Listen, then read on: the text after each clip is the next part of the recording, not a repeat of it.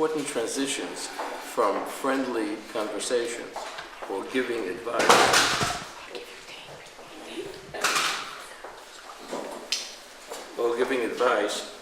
to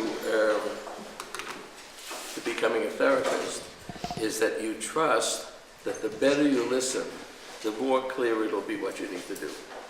That in common human discourse, people invite us for sort of a ping pong. And so when somebody is saying something and they feel, that they need a therapist right now, so you start to think, what would a therapist do? But when you're thinking, what would a therapist do, you may not be listening to what the client is telling you. It takes a certain amount of experience, and I think you were hinting at it in the way you brought it up, that after you listen well, you know what to do. It comes from you when you feel that, for example, Eleanor is saying to John, you run away from every time I want attention, you run away from me. If you say to yourself, what am I going to do? You're going to triangulate. If you say to yourself, Eleanor, I need to understand you better. Right? That's a common, easy thing to say. And it's true, but it's an I position, right? See, the therapist who thinks, what am I going to say, thinks about how am I going to affect them. That's not an I position. An I position is, Eleanor, there's some things I want to understand better about what you're saying. And would that be okay with you, John, if you just, listen with me? And I'm going to try to understand Eleanor better, some things I don't yet understand. So there you are, right? And then she says, well, what didn't you understand? He runs away from me. Didn't you understand that? Then what do you say? He said, no, that doesn't make me understand you. That makes me understand him. We'll get to that later, but it doesn't make me understand you. You're the one I'm trying to understand now. And when it is, if we want to start with the exercise that you'll soon tell me how it worked for you, you say to her, well, I don't know what it is you're feeling when you turn to John and want him to do something. And perhaps he doesn't understand what you're feeling. He just understands you want something from him, but that's not you.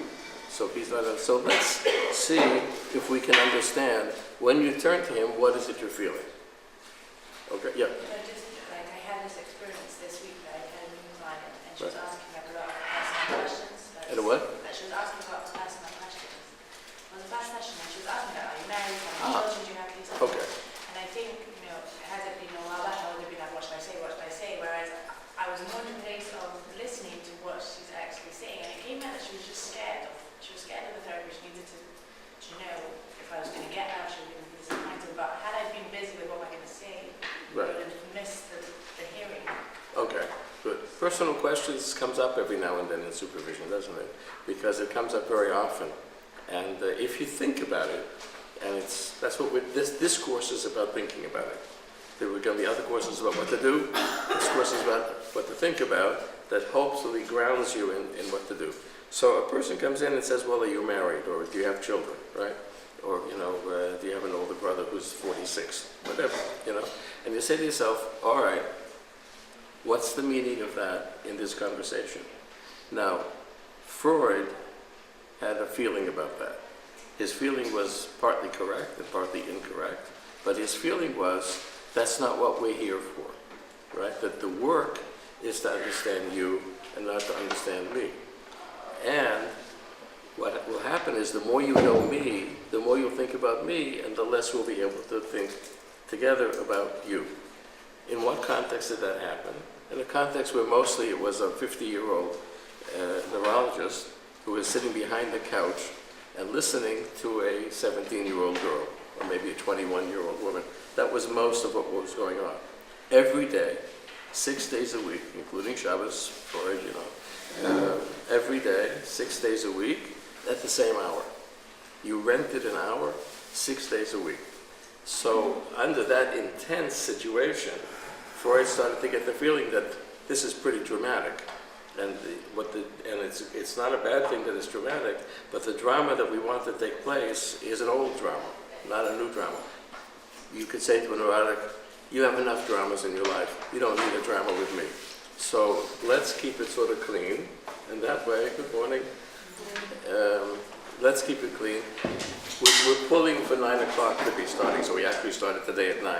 We haven't done that ever, but now we have, so now it's on you. When you rent an hour every day, so Freud would say, look, this is a drama, you don't need a drama with me, because there's going to be enough drama that you're recreating from your past life. And if we want you to project onto an empty screen some drama from your past life, so let's keep the screen empty. Now, is that what we do here? Right? So if you say to yourself, thinking functionally, what does the client need to make this therapy work? Not what did Freud need to make that therapy work.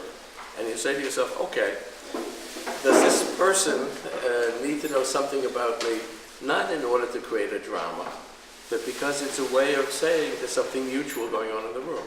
100 years after Freud, people began to realize that not only in our room, but in his room, there was something mutual going on.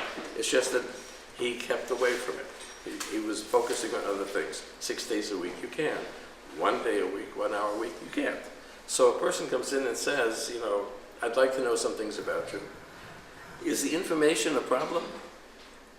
If they have that information, is it a problem for them? Probably not. Is it a problem for us? Only if we make it a problem. What's the difference, right? In other words, if you say, well, you can't know anything about me, why not? What is the big secret about whether I'm married, whether I have children?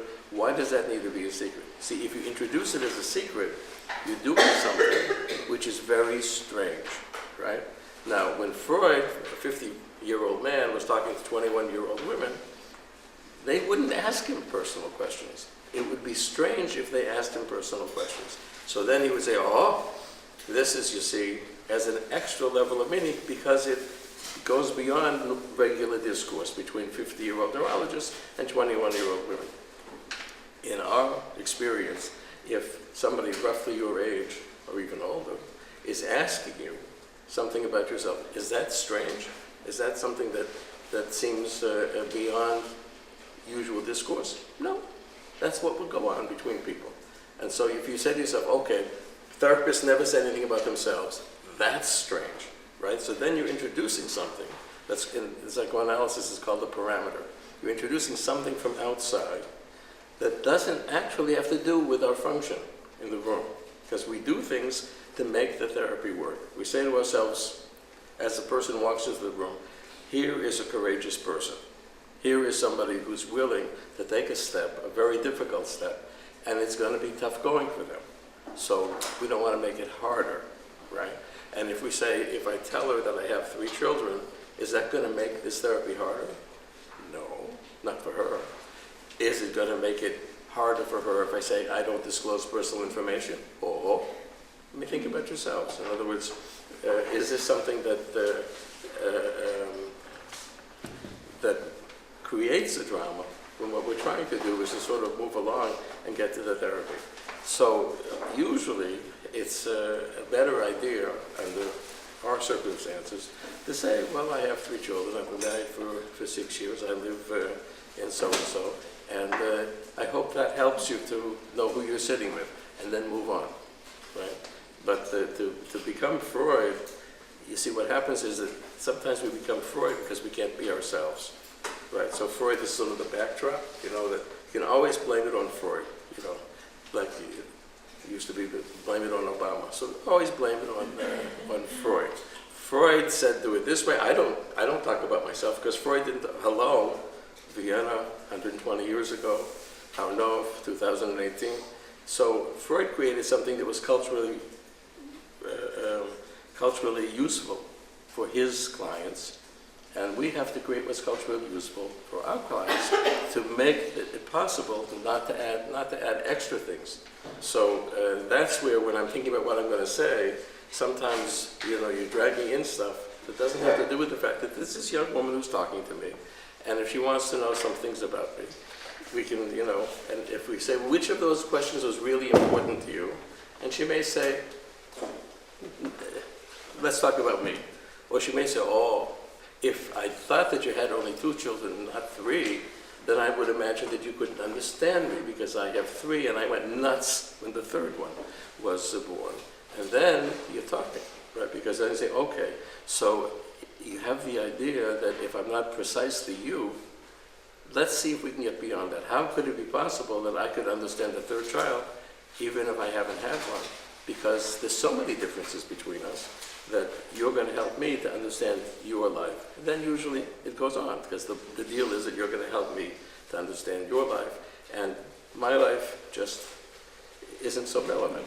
But then you found out there was a certain fantasy, a fantasy perhaps that, we're twins. If you could have 3 children, we could be twins. And there you have a problem, because we're not. We're therapists, we're not twins. Take it from me, I have a twin. It's not the same. So, does this give you some idea about the... Yeah, no, I'm just thinking in the sense of this client, because...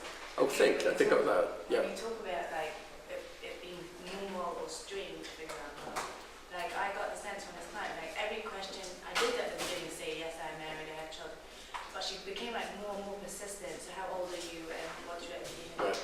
So I felt there was something, more to the question than just answering the question. Exactly. And then what you do? So I asked her, I said, I don't have a problem telling you, it doesn't really make a difference to me if you know how many children, but I'm interested to know why you're asking me the questions. And then she opened up and said, I'm worried you're not going to understand me, I'm from Iman, and will you understand the culture?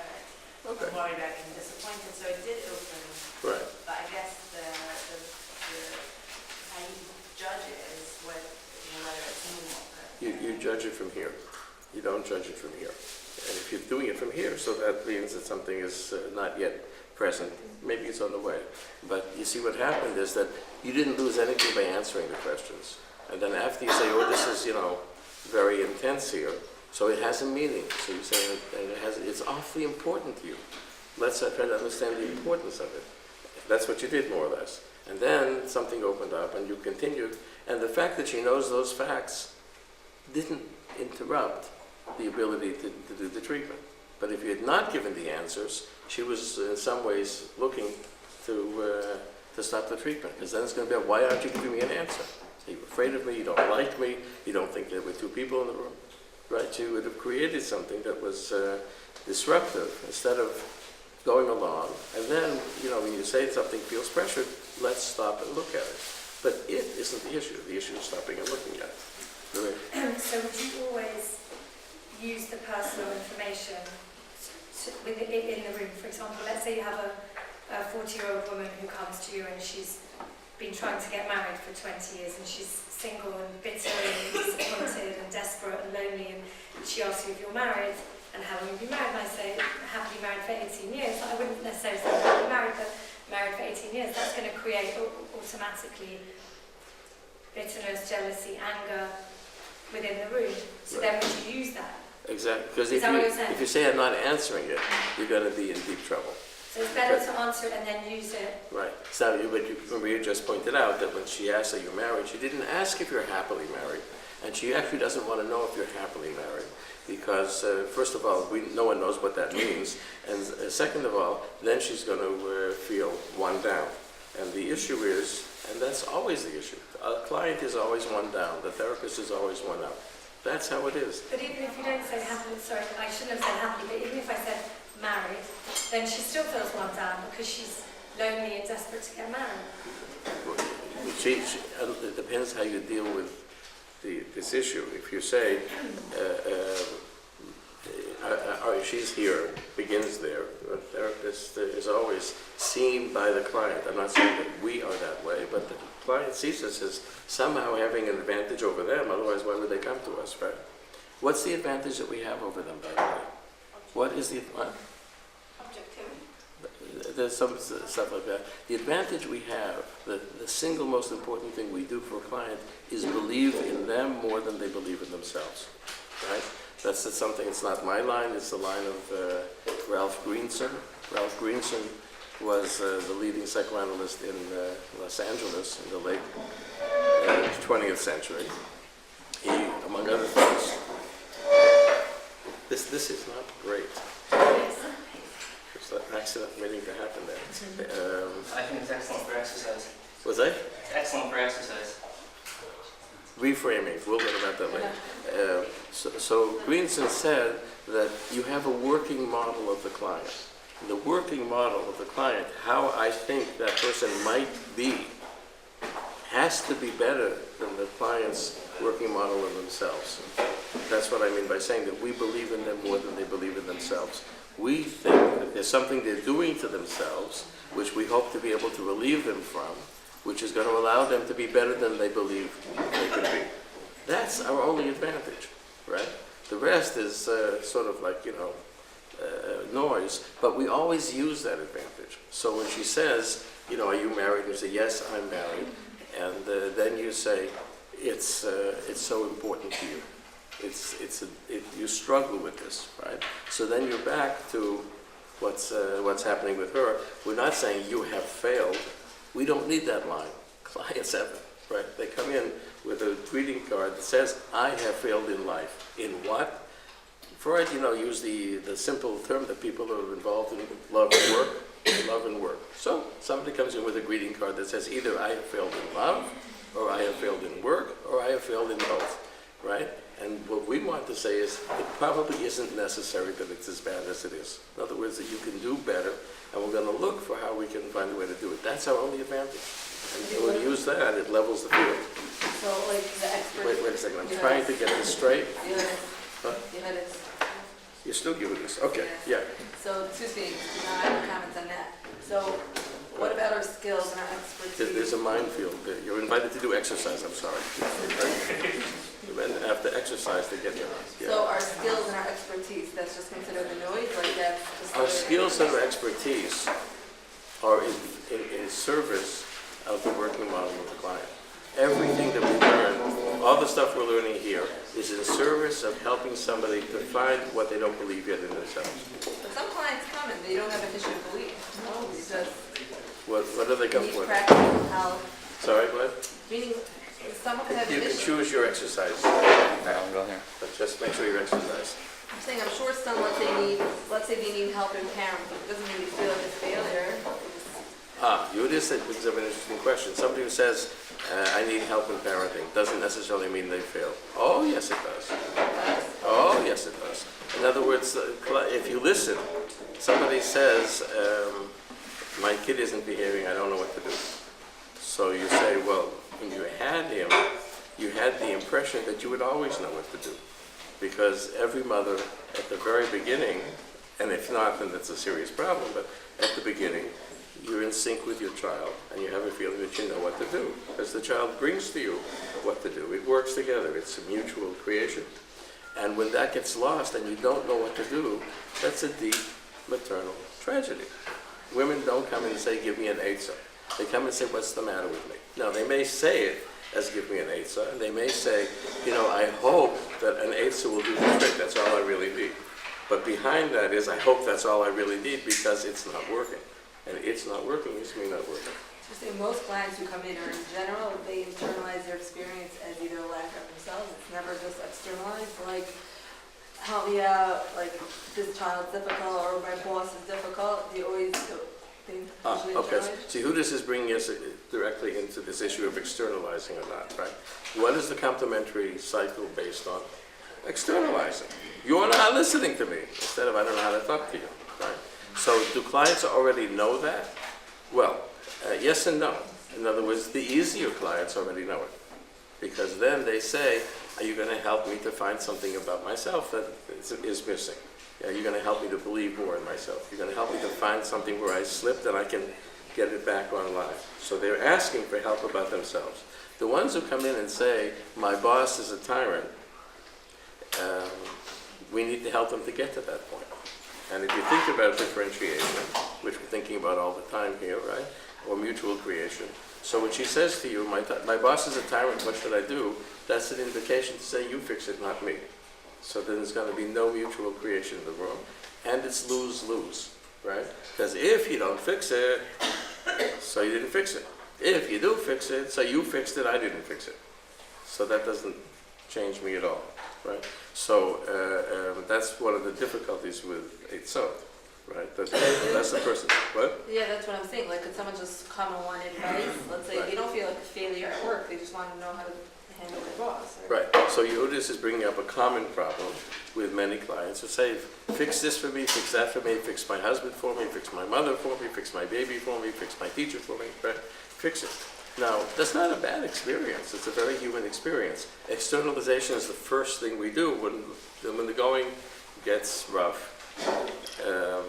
Unlike in the Marines, when the going gets tough, the tough people, the people that are hard to work with, they start externalizing. They see it outside of themselves, right? And then they're not part of the solution, which means they stay part of the problem. So if somebody comes in for one session and says, look, I have one session with you. There is actually not a very good book, but an Israeli book about single sessions. And there's a marvelous book by Winnicott about single sessions, right? Where somebody comes in and says, I need an Eitzah. So the way you do it is you say, you and I are going to find this Eitzah together. Let's put our roller skates, let's put our wheels on and start moving. So you say, you're in a rush? Let's go, but together, right? So that the Eitzah becomes, here's what I need to know. There's a little bit of an obstacle course here. Here's what I need to know to help you with the Eitzah. What do you do when you need to know? But you start to do therapy, you start to investigate together how she sees it, when it started, what her thoughts were, what she's already tried to do, right? Until you get going together. Did Nina want to say something? I have, so part of what I'm hearing in this discussion is a big question about therapists when they ask about self-disclosure for themselves, how to use self-disclosure, when is it appropriate, when is it not appropriate. But that's just what Yehudis was asking, I think, is very important also, because there's a question of the client externalizing and wanting a solution, but there's also the struggle of the therapist wanting to know how to solve this and fix this, and sitting with the discomfort of, I don't know. And I have to engage in a different way instead of fixing. Okay. Does that speak to you, Yudis? That's part of what we're dealing with? See, there's nothing like being one up for narcissism, and nobody is free of narcissism. There's a narcissistic trap for therapists. Somebody comes in and says, well, second to the Kodesh Baruch Hu, here, I'm in the presence of, Sgano, here is somebody who knows how to fix it. You could actually start to believe it, right? And Freud, by the way, never believed it, never. But you get the idea that if somebody has a problem, that our expertise, that we know how to solve it, right? And that's part of what brings us to be therapists. And then we sort of work on it until it mellows out. But it would be nice to know how to solve it, but that's not what they need. You say, what does a person need? A person needs to become, she needs to become part of the solution. And the part that she needs to take, that's the part that we need to engage in. And now, there are all sorts of sleights of hand that go on. When we learn about Milton Erickson, we'll learn about the way that with people who don't come with that I statement, who don't say, help me to become more of who I am, more of who I can be, who say, fix my husband or fix my child, there are ways of making something happen outside of the room when that has to happen. Those are therapies for lower levels of differentiation, and we'll get to them. In other words, there are ways of saying, here's what to do.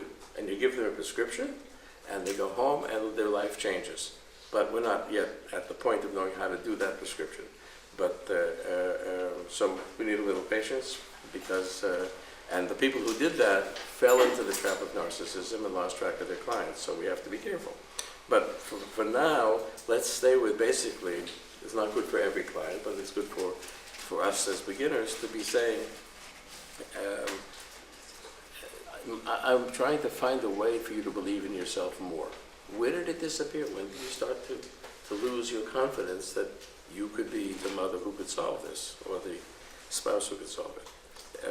So now I gave you an exercise, and my guess is, since I didn't hear anything about it on the blog, that either it was so simple that everybody was able to do it touch time, or that it was a little out of reach, and we need to go over it. So did anybody make an attempt to take a linear problem and turn it into a cycle? Yeah, I did. I got stuck. good. What's that? I started it, but then I kind of got stuck. So let's find out where you get stuck, because that's true for everybody here. Yeah. Okay, so where'd you get stuck? You have one side, the A. Now, you don't do this actually in the room. You have to understand. This is a way of thinking that when it becomes automatic, then it helps you to be able to say to yourself, how can I help myself to be better than I've been because I'm stuck, right? Because your client won't do it for you. You have to do it for yourself. So what's the linear statement? Like I filled the first part, but that's why I got stuck. Yeah, so the first line. The Okay. first line is reality as it is. Both members of the couple come in and say, this is how it is. And it Okay, keeps so happening, yeah. So the wife gets busy and she doesn't get a chance to make dinner for her husband. The wife does not make dinner, okay? That's a woman does, in a deletion, she does not make dinner, which is a pretty strong statement. She's busy, she doesn't make dinner, and then the man, Shows anger and frustration non-verbally. so what's that? Shows anger and frustration non-verbally, like retreats. Right, he retreats, okay, he feels that he retreats. Okay, now we have a linear statement, and both of them say the same thing. He says, you didn't make dinner, so I was angry, right? And she says, I was busy, and then you disappeared because of dinner, right? So they both have the same statement. They blame each other, but they have the same statement, which begins with her not making dinner. We'll get to the point that that's where it begins very shortly. And so this, you say to yourself, if it happens once, we get it. But if it keeps happening, then there must be a cycle to it. Must be something that's going around all the time if it keeps happening. And so what could it be? So we take the first line, which is, I didn't make dinner, I got angry, I retreated, and turn it into when the woman doesn't make dinner, what is she feeling? What is it that she's trying to express? What's her inner state when she's not making dinner? And that, you said she's busy and so forth. Maybe it's a feeling of underappreciation from him, and therefore it's really a cycle that's begun before the making dinner. You're anticipating 3 slides from now. That's always very good, but I'm feeling very overwhelmed about myself. okay, so when she's feeling overwhelmed, what she's trying to state is, I don't feel good about myself, right? So she's actually expressing this too much. We'll get to you're making it too much, but I'm failing. Oh, failure has arrived in our session, right? That's her greeting card. I'm failing. There's more here than I can do. I'm a failure in something or other. She's feeling bad about herself. And the man, when he pulls back, what does he do? Because he pulls back, what does he... You don't care about me. So he's feeling rejected. Okay. So the rejected is pretty clear. Does that fit with... Yeah, this is what I wrote down. It was putting it into the other Oh, slides. good. I got stuck. Okay. So you get to B, right? Yeah, exactly. Okay. She's feeling that she's failing. Now, if the coinage that he's using is rejected, if you think simply, we'll get to this more in detail, but if you think simply about what most things are about love or closeness, they're about a kavod, and they're about power, about who's in charge. 80% of what goes on between people, you can say, what's the coinage here? Is the coinage about love? I'm feeling not loved. Is it about honor? I'm feeling dishonored. Is it I'm not respected, right? Or is it about the power, that you have power over me, I have power over you? That's a simple way to sort of, because therapists are in the midst of great chaos, and they want to have something that helps them to say, oh, wait a minute, I get something here. So if he says, I'm feeling unloved, one could guess that maybe when she's not making dinner, she's saying, I'm feeling unloved. If that's where we get to what we'll get to in a minute, where Shanti is saying, if I were loved, you would take care of me. You're not taking care of me. Because it doesn't sound like she feels disrespected, and it doesn't sound like she feels that you're controlling me. So let's say that she's feeling unloved, and he's feeling unloved, okay? Yeah, Her feelings when she doesn't make the dinner, are we talking about before? just a second. You are Oh, sorry, Shira. Shana. Shira. Gotcha, okay, yeah. When she doesn't make dinner, are these feelings before and that's why she's not making Okay. it, or after? So you see, obviously there's something before and something after. And this particular arrow here is going to be confusing. The one that says, you know, what is she feeling? Right? But let's say for now that she is, if she's, it's a very precise question. Actually, you say, well, what comes before, what comes after in your state? So if she's not making dinner, she's making a statement. Now, if she's making a statement, her statement is a request to be more loved, right? In other words, to be seen. I don't make dinner. Any questions? Would you like to ask what my day was like? You know, so it's an invitation for her actually to feel more love. She's asking for a connection. She's asking for a connection in a way that usually doesn't work, but if he's hungry enough, maybe it'll work, right? But she's, by doing something, she's asking for some interaction, right? So the question is, right, it's not exactly an arrow, but if we say, what is she trying to get to?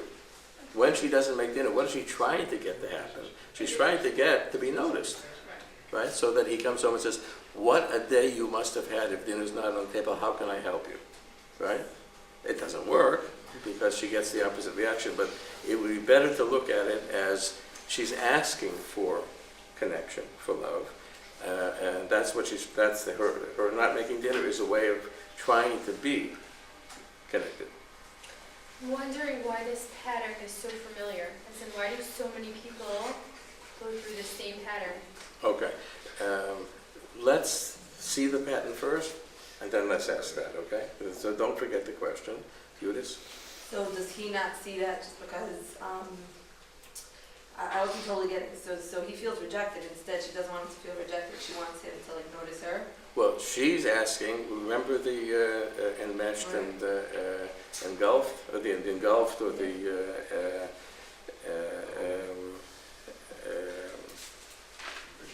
rejected, right? So she wants to feel that he'll notice her, okay?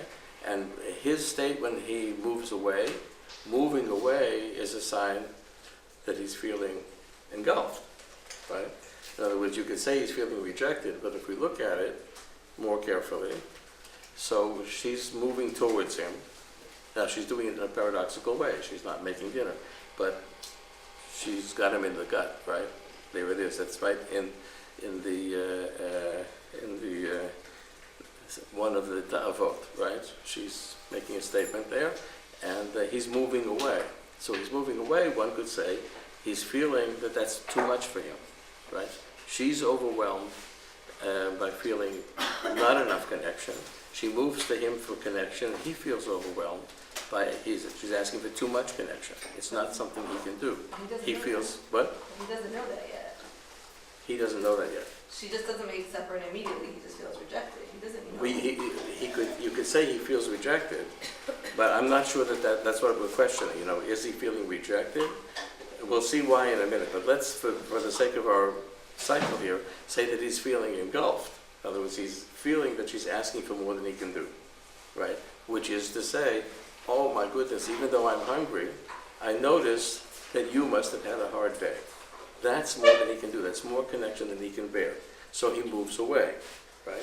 So does that fit with yours? I think so. I guess I'm just wondering, the other thing I got confused on is how you're identifying whether it's rejection or engulfed. Is that what you're exploring with your client and asking about like their mother? That's right. That's okay, right. gotcha. Yeah. So let's, for the sake of argument. Okay. Now, when you're doing it with a client, you do things for the sake of argument, and then you find out. To say, oh, you're when you don't see supper, you feel rejected. He said, rejected? She's swamping me. How does she expect me to notice all this thing? I'm hungry. And what is she expecting? So then you say, oh, wait a second, this isn't exactly rejected, it's more engulfed, right? So you listen and you hear it, you know? I was just going to say that if he's feeling engulfed, then on a certain level, he's also being rejected because it means she's not taking into account his feelings. So Absolutely. But those are just... Right. In other words, the Yeoman is pointing out that this is a little bit more complex than the cycle. We're sort of trying to oversimplify it, to give us a handle on something, which is always more complicated, because what we want to learn to do is to do therapy with it. Now, if this were a sugya, and we wanted to see it from all the possible sides, we could do that. The truth is, that's what Freud wanted to do, and that's why his therapies were so long, because he actually wanted to understand what the problem was rather than to fix it. And many times people would say, what do you think you're doing in the room? He said, research. That's what I'm doing. You know, people get better, that's nice, that's part of the research. But, and if you look at his therapy, you say, marvelous researcher. I mean, what he could have done in the yeshiva, right? But not a very good therapist, because he was really interested in understanding it. So Binyamin is raising something very important for us, which is that that's not exactly what we want to do. In other words, if we can understand from all possible sides, it'll be so complex. And guess what? We will be triangulated, right? Because now we have a woman and her husband and a therapist who's baffled, right? And baffled means that we don't do much to help them to change. So we want to find some things that are oversimplified, and that's annoying because it feels a little oversimplified, but let's see it through and see if it's helpful. You know, see if it gives you a certain handle that otherwise it's hard to get. And everybody knows in therapy that, you know, when it happens, you say Elanisi, you know, because you don't really know what's gone on. You've done some things and this happened and that happened. You really know? You know, Yeshiva Shomata, we don't really know. But if it moves it along, that's good enough for us. And then we can ask all those other questions later, which may help us to understand better. So for the sake of the argument, let's say that we've succeeded in saying that the woman is looking for a connection, and the man, when she looks for a connection, he feels engulfed, and that's why he moves away. Okay? So then, the next thing we do is we make those simultaneous. You see, we have the woman's inner state. She wants connection, and he feels engulfed. Okay? Now, saying she wants connection is a way of saying that even though it was superficially a negative thing that she did, it was a way of asking for love, right? That's not hard to understand, is it? That sometimes you open an empty space in order to fill it with love. That, you know, that most people don't say, as in Fiddler in the Roof, do you love me? That happens on stage, right? But when it needs to happen in the room, a lot of times what people do is they open a vacuum. They don't make dinner. They come home late, you know, and then the question is, do you love me? Are you interested? Are you listening? Are you paying attention to something that's different? So does that make sense to you? So, because, you know, otherwise we say, well, he may say, well, she's punishing me, right? But that's the way of saying she's engulfing me. She's trying to control my inner state. So, yeah. This, I think, ties into what Yehudis was saying, and I'm working with this on Fran, is I have this, my immediate reaction is I'm going to problem solve.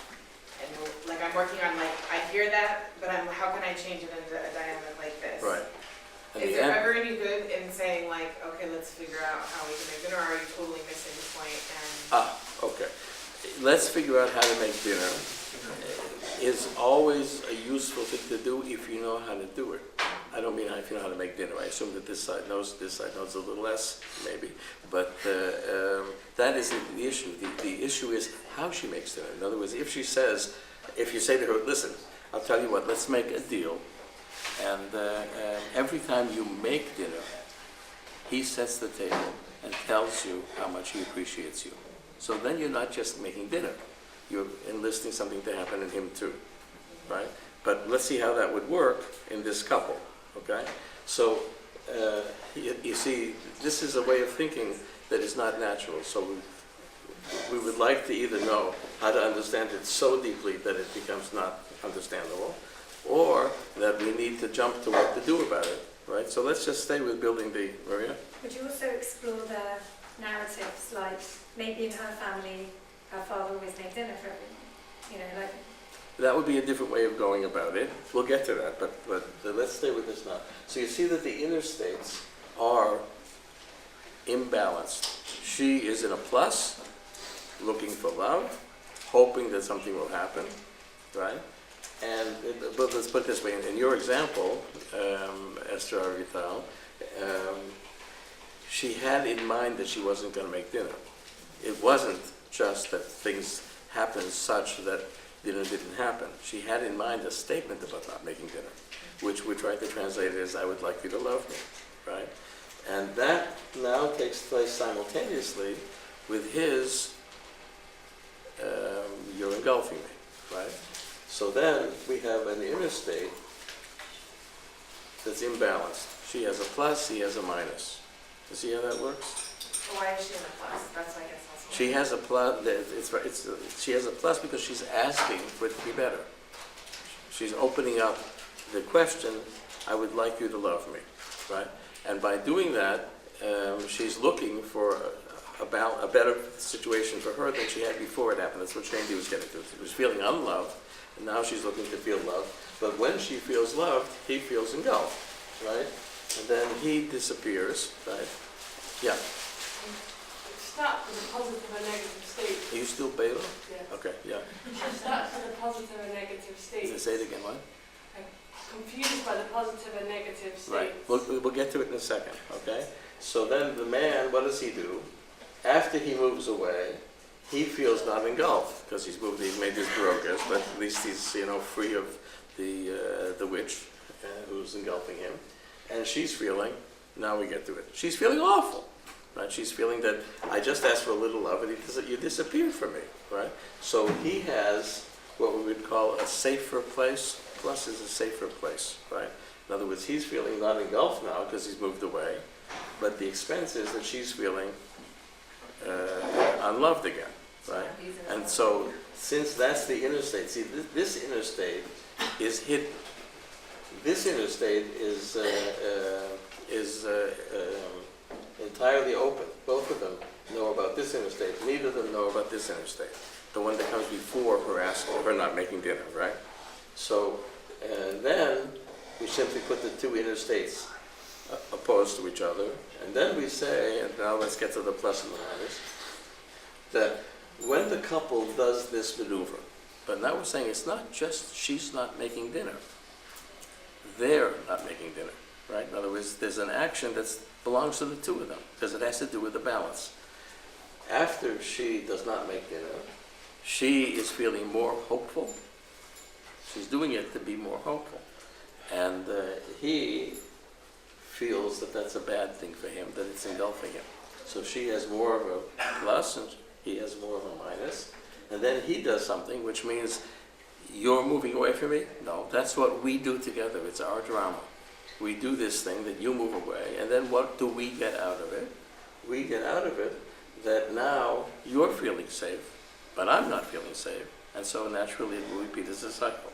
Because the thing we're trying to understand about mainly is how it cycles, right?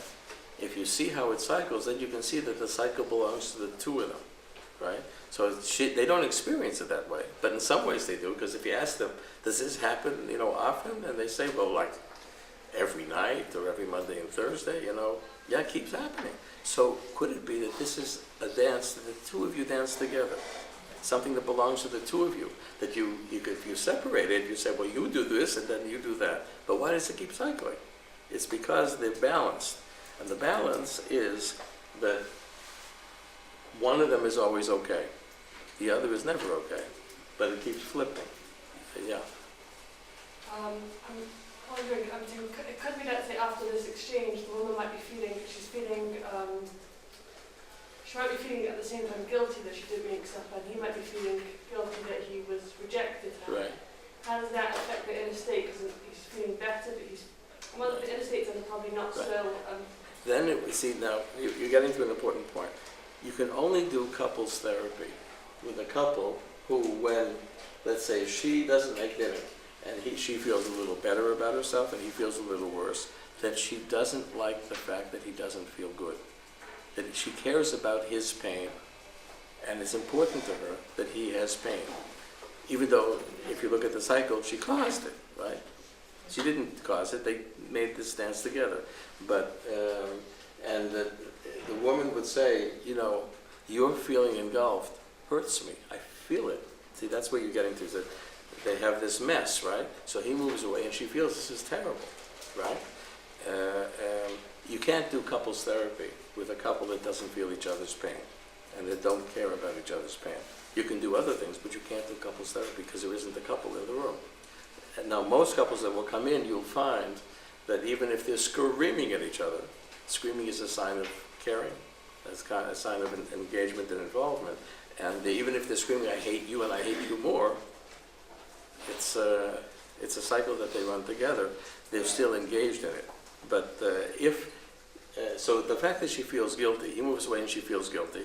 Yeah, okay, so she feels guilty. Now, what's she going to do when she's feeling guilty? She's going to give up on asking for love. And then she's going to feel less loved. And then when that cycles through again, she's going to need to do something because she's feeling less loved.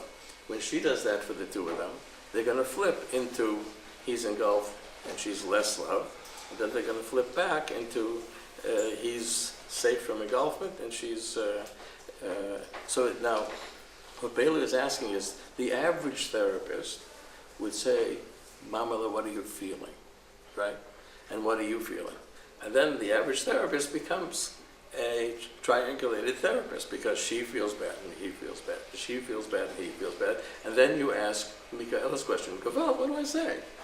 You know, it's, so you know how everybody feels, but you're not seeing the dance of the two of them. And the movement from seeing each of them and how they feel to seeing the dance that happens in the system, this is the smallest system. It's a simple system. It's a molecule of two atoms, but it's a molecule. And the molecule is different than the two atoms. When you start to see that our client is their relationship, not just her, not just him, but their relationship, and this relationship is troubled in this way, then you've made your first step towards being a family therapist. First step being a family therapist. Before you make that step, you will see them exactly the way Freud saw them, and exactly the way CBT people see them. You see it as she does something, he does something. You won't see the molecule, you see the two atoms. That's why this lecture is here. This is the first step towards doing systems therapy, doing couples therapy, and not just two people and how they feel about each other. Now, there are clients who are not in complementary cycles, who get out of them more easily. And so Bela is being hopeful. And she's saying, wait a minute, maybe if I just ask her how she feels, and she says, oh, I feel terrible for him. And he says, oh, I didn't know you felt terrible for me. And then they go off, you know, they're happy ever after. So that was a good therapy, right? That's not a complementary cycle, right? The complementary cycle is the two of them are stuck in it. Did anybody look at the opera? Nobody looked at the opera. You did? Right, I sent you a piece of an opera that wasn't appropriate to show here, so I took the hit because actually I love showing it, and I've been doing it for more years than you'd want to know. Because oftentimes when you see it, something happens. The opera is about what happens in that little piece in the opera is a molecule instead of two atoms, and it's an extraordinary piece. Because, you know, all operas are soap operas. Soap operas are the same plot as a real opera, right? Which is that there's a good guy and an inappropriate girl from the street. And then the family is struggling with it and somebody has to get killed. That's a pretty simple plot. But in this case, what happens is that Alfredo is the good guy, comes from a good family, he gets involved with this frecha, as we call it in Israel, named Violetta. And then Alfredo's father, Germont, comes to settle things. He comes and he says, because this was traditional Italian families then, he says, listen, you think that you can go on with this with my son. Do you realize that you're ruining the shidduch for his sister? That's what he says, without the word shidduch, but it's the same thing. Right? So you ruined it. I have a daughter, and my daughter is not going to be able to be married off if her brother is carrying on with you. That doesn't sound very good, does it? So he does this, what we now refer to as emotional extortion. He's very good at it, and the music is very good at it. And then Violetta reaches a moment where she says, it's true, this is all true. He says, you're 20, life is very happy now. Just imagine yourself trying to maintain a relationship with Alfredo when nobody in the family wants anything to do with you. nobody in the family. And she said, oh, this is not going to work. And she says, it's true. And then she decides to make a sacrifice. So she has this, one of the greatest arias of Italian opera, where she sings that I'm sacrificing myself for your daughter, and I'm gonna drop dead, right? And the end of her aria is mura, mura, mura. I'm gonna die, die, die, right? Deep die, right? And Germont responds. He just caused this, right? And he says, oh, have a good cry, sweetheart, and then your noble heart will overcome. And the end of that is that the el nobile cor vincerà. Those of you who know a little bit of Romance languages, your noble heart will conquer, will overcome. So her last line is mura, mura, mura. His last line is vincerà. They rhyme, right? So then this amazing thing happens, which only happens in opera, that then they sing these two songs together. They're absolute opposites. He's saying, you're going to overcome, and she says, I'm going to drop dead. But the music of his and her, you understand that this isn't her music or his music, it's their music. When they sing it together, it's absolutely extraordinary. It makes no sense in the plot, no sense whatsoever. It's a musical event where two things are actually an atom and an atom, but they're actually a molecule. And to understand what's a molecule, you have to hear them together, right? So now, whoever didn't listen to it and wants to, that's the idea of it. And when you see it as a molecule, then you become a couples therapist, right? Then you're seeing something that's a system that's working as a system. And that's our client. Even though we'd love to be Violetta's therapist, even though we'd love to be Germont's therapist, to hear their narratives, to understand, what we need to do is to figure out how this molecule can change, not how each one of them can change, how the molecule can change. And the truth is that, you know, there's an Italian movie producer named Zeffirelli who made some movies of operas. So he made a movie of La Traviata. And so I decided, okay, Zeffirelli has all this money, he's going to make this will be the greatest scene. So I go to look at Zeffirelli's movie, and Violetta performs her aria beautifully, and Germont performs him, and they don't sing together. It's missing. Now, why is it missing? Because he's not a couples therapist.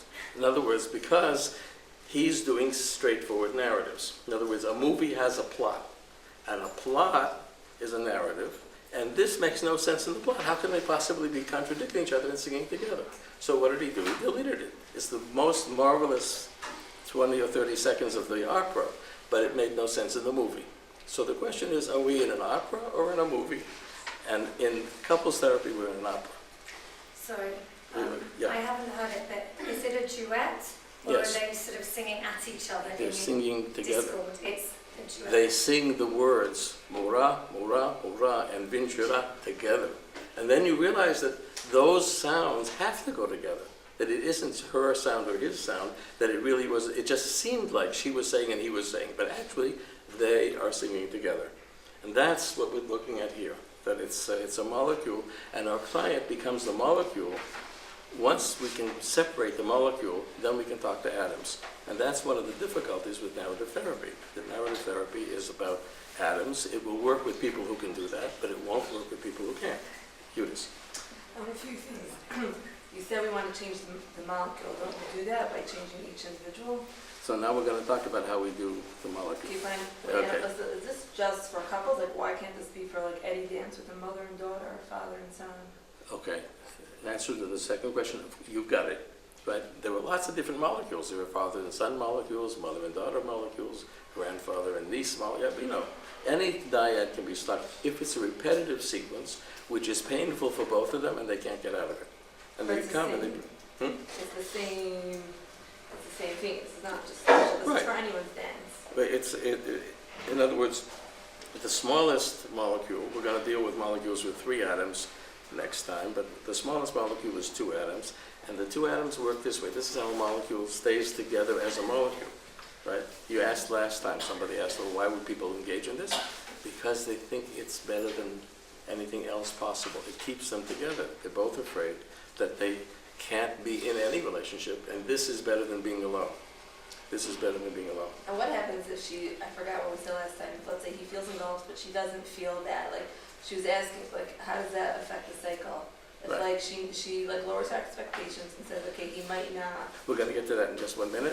Okay. Okay, so this is good. You feel we're working? We're getting, this is coming together? Okay, yeah. Ron? On the right side, the man's inner state, Right. at that point is engulfed, correct? Yeah. So then he says, he retreats, He and his retreats. inner state is then more calm at that Yeah, point? yeah. And her inner state is, Less good because she's feeling rejected. and then so she, let's say, doesn't go for dinner, and what's her inner state then? Well, she's feeling rejected, not loved, and so she invites him to love her.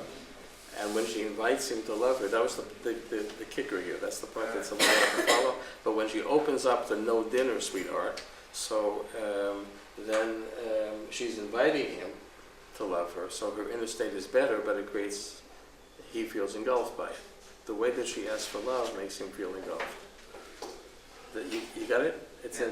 That's the tweak. That's the one that always, it's a little hard to put it in linear terms because it isn't linear. It isn't linear. It's two people that, yeah. We get back to my question now. I'm very curious why people get into this so often. Right. As in, how does it go from being healthy and being upfront into not going to make dinner, not going to go shopping, not going to put the kids to Okay. bed? But we're going to get that in just a second. So let me just make a few more comments about the complementary cycle, and then just 2 more comments about that. Then we're going to go to another cycle, and then hopefully some of this will become clear. So here we had the cycle, and then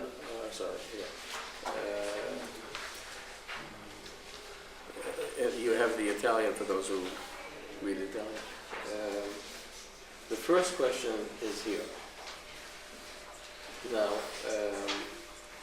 Eleanor doesn't make dinner, and we want to help them. We want to help the molecule to become 2 people who, as 2 people, can talk to each other. That's differentiation. That they can make I statements, listen to I statements, and co-create. Right? Complementary cycles get created between 2 people who don't feel that they can be a partner in co-creation. Now, that's not so surprising, because co-creation is a difficult matter, right? In other words, the fact that you can bring your whole self together with some other and create something together, that's not so simple. And so people who are not sure about that, they have the feeling that, at least in this relationship, or perhaps in any relationship, that differentiation is dangerous, that co-creation is something that's going to explode, that if I say, do you love me, the answer will be no.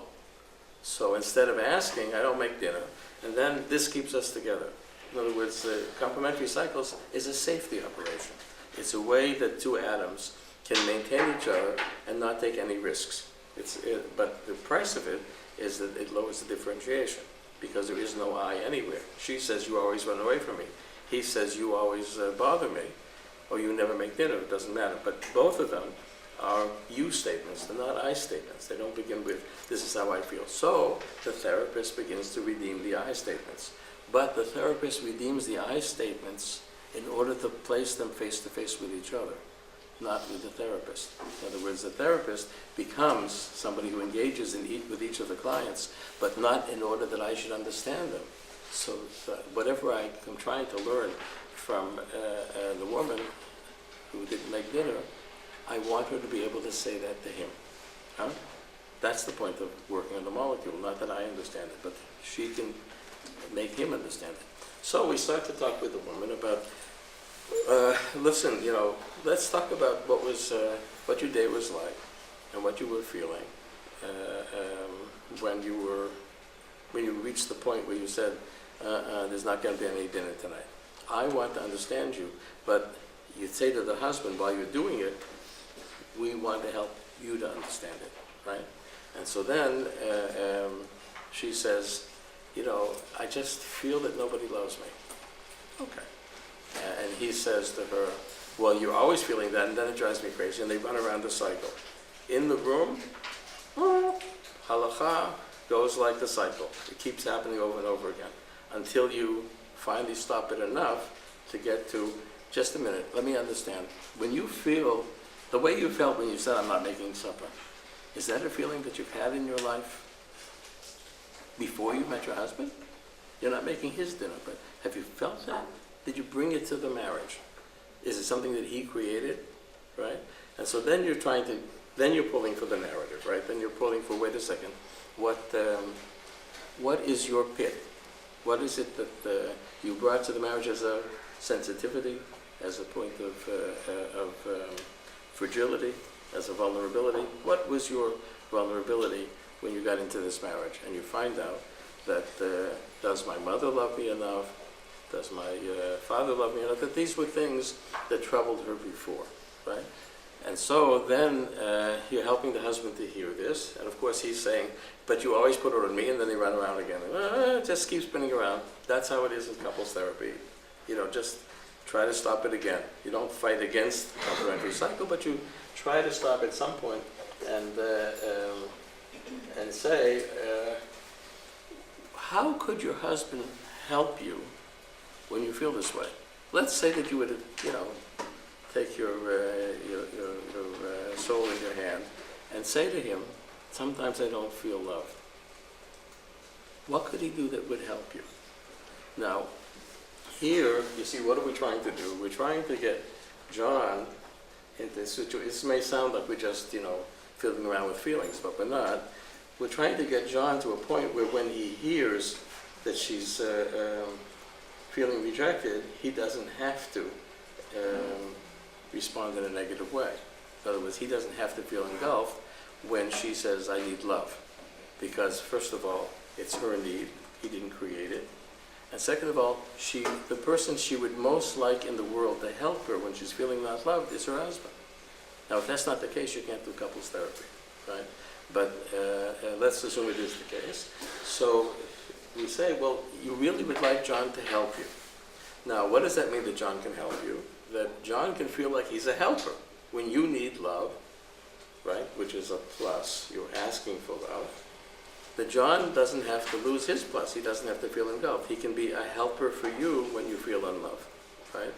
And so he will say, well, that's what always happens, but then then run around another 15 times, and you stop it again. Say, there was a point here that was important for me to understand, and that is, would you like, John, would you like to be able to help her when she's feeling, she brought this to the relationship, and she has a vulnerability, and she's turning to her husband, who she loves deeply enough to think that he could actually, and respects enough to think that he could actually, would you like to be able to help her? Would you like to be able to help her? If the answer is no, then you do something different, right? But the answer is usually yes. And the couple says, why did I marry her? Of course I want to help her. I just don't know how, because 15 more times, stop it again and say, okay, what could you do? What do you think you could do that would help her? And he says, I don't know. I don't know what helps her. I don't know. So, I don't know is much better than I don't want, right? So, okay, well, let's ask her what would be most helpful for her. What is it that she needs? Because you may be imagining that she needs you to leave the yeshiva, to wash the floors, to take over the whole house, to cook dinner yourself, al cheshbon, all sorts of things. You have all sorts of imaginations of what it is that, because when you're engulfed, you're engulfed. So you don't, ask it's everything, right? But let's ask her, what is it that would help your wife to feel that you could help her? What would it be? And what it usually comes down to is that the wife says, what I'm really afraid of is that nobody can tolerate my need for love. That nobody can hear my need for love. When I say I need love, people run away from me. So I figure I'm some sort of a monster who's devouring people instead of needing love. And then John says to Eleanor, you mean all you really need is for me to accept you with this vulnerability? I don't have to do anything? I don't have to make dinner? But I have to help you to understand that I love you even with this vulnerability. The way you need love, that's a person I can love, right? So John says, but that's too simple. That's so easy. And Eleanor says, it is? How is it easy? No one's ever done that for me before. But he says, but but I do love you. But I do want to hear that. That doesn't make me run away. The fact that you have your pit, your vulnerability, that doesn't engulf me as long as I know that it's yours. If I know that it's, you see how you're turning the molecule into something that's co-creating?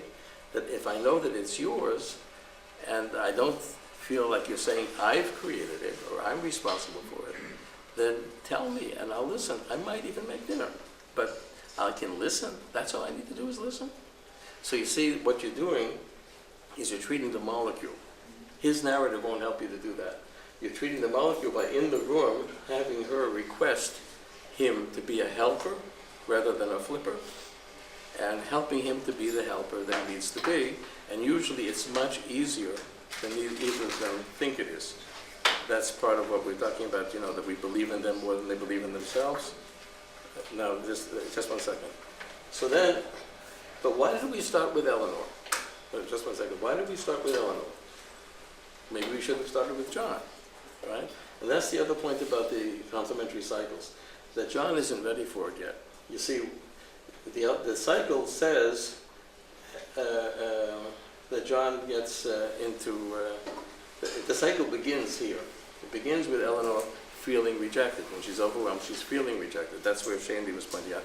What's overt in the couple is her pain. She's the one who didn't make dinner, right? The fact that he moved away, that is seen as a reaction, not as something that belongs to him. So that's covert. He's moving away because of her, but he's not ready for it yet. So you start, in other words, you punctuate complementary relationships with what's overt. What's overt is what happens before she makes her move. That means that she is more able, for the two of them, that the two of them are more able to hear about her need for love than they are to hear about his fear of engulfment. His pit is a little deeper than hers, and so don't start with a deeper pit. It's a common error in couples therapy to say, well, I just feel rejected, but he's the problem, and so the couples therapist gets triangulated and says, okay, John, let's jump into your pit. And it turns out that when they start to hear about his being engulfed, neither of them can tolerate it. And then the cycle just cycles again. So you start with what causes her to make her move, which is in this case her pain, because both of them can hear her pain first. After you've made John into a helper, after you've made him into somebody who can hear about somebody else's vulnerability and help her, after that's happened, he's in a better place. Then you can say, okay, John, now, you know, what makes you run away? What did you bring to this? What do you feel when she says, she doesn't make dinner, what do you feel? I feel that she wants everything from me and I can't tolerate it. No. Did you ever feel that, like, before you got married? Is it something that maybe, and so you hear in John's case that he had this overwhelming alcoholic mother and so forth, but, you know, you find that engulfment was something that was a vulnerability that he had before. Can you start with that? No, because neither of them can hear about his vulnerability. That's why the cycle runs the way it does, right? It starts with her vulnerability, and he is sort of free of vulnerability. Just, you know, if she would only make dinner, everything would be fine. Everything wouldn't be fine if she would make dinner, right? But he doesn't, neither of them can tolerate, because they're a molecule, neither of them can tolerate his pain. So then you get to have Eleanor. Now, how do you do it? Somebody want to tell me? You ask John, when is it you feel engulfed, and what's the story behind it, and so forth, and then, would you like your wife to be able to help you when you feel engulfed? Well, what do you mean help me? She causes it. Okay, let's stop again. Would that be a good thing for you if she, just, you know, science fiction, like, you know, imagine that you could tell her that you're feeling engulfed, threatened, or swallowed up, or whatever the word is. Would you like her to be able to help you? Go on. Then what happens? Yeah. Become couples therapists here. No? But then what happens? Online. Would you like her to be able to help you? So you ask Eleanor, would you like to be able to help John when he feels engulfed? Is that something you feel you would like? But he could. Okay, stop again. Would you like, the molecule just, you know, always keeps running, but you stop it and say, I just didn't get it. You know, like, do you think you could? you think you could try to, would you like to be able to help him? She says, but I don't know how. Become a couples therapist. So What's that? Ask him. Well, let's ask him. Right now, she needs a therapist, so let's ask him together. You know, when you're feeling engulfed, what do you need from her? Do you need her to disappear off the face of the earth? Do you need her to evaporate? What helps you to feel that being engulfed is tolerable? And the answer will be, what's that? she Leaves me tones alone. it down. So what? If she leaves me alone. If what? If she leaves me alone. If she leaves me alone. Okay, so then it goes around another 3 times, and then, if she leaves you alone, then you're alone with feeling engulfed. So, And no connection. and no connection. And so, what? If she could love me with this vulnerability. If I could feel, because why don't I tell her about it? Because I'm sure that nobody can tolerate me with this, right? But who do I really want to tolerate me with? My wife, right? So then then she says, what? That's what you need. But that's simple. I do love you with your vulnerability. I thought it was about me. But why is it a vulnerability? What? It's a reaction. Well, why is it a vulnerability? Why, yeah. You see, if it's a reaction, he's reacting to her.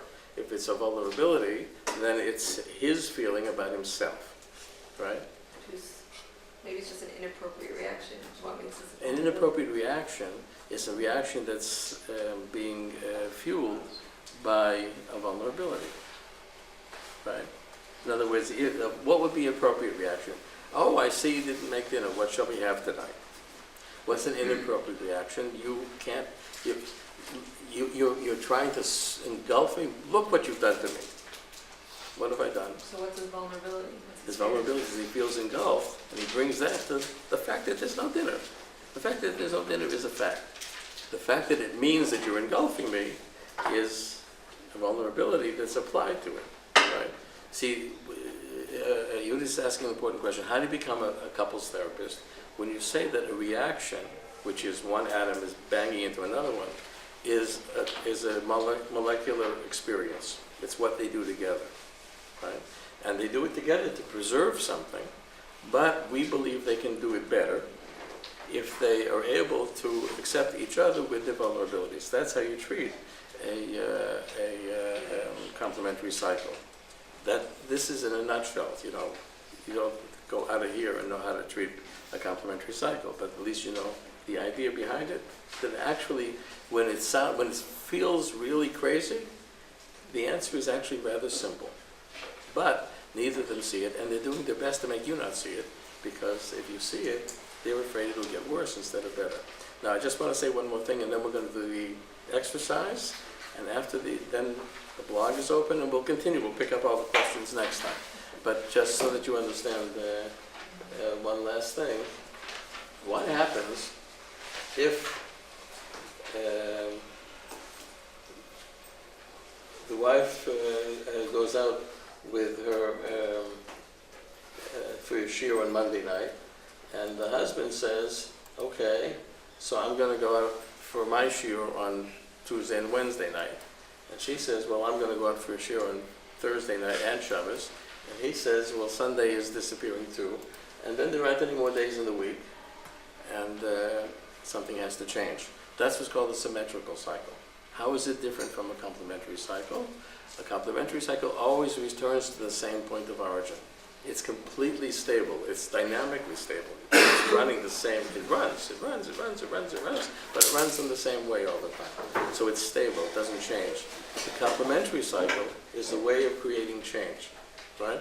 What is a guy? It's like the arms race. You know, that America said, you know, the Russians have this many megatons of I don't know what, so we're going to have more. So the Russians said, oh, they have more, so we're going to have more. No, they have more. And finally, you know, either the world is going to explode or something else will happen. But some change has to happen. So if you see this as a molecular event, in other words, people are doing something together in order to allow change to take place. They may be not liking it. They don't feel that they're the masters of it, but they're doing something to break the cycle, right? So that's, if any of you have started to read Lynn Hoffman. Anybody start to read Lynn Hoffman here? you'll be better therapists if you read Lynn Hoffman, believe me. It'll help you to understand what you're doing. The reading, you know, Lynn Hoffman is the stuff that's hard to read about the foundations of family therapy.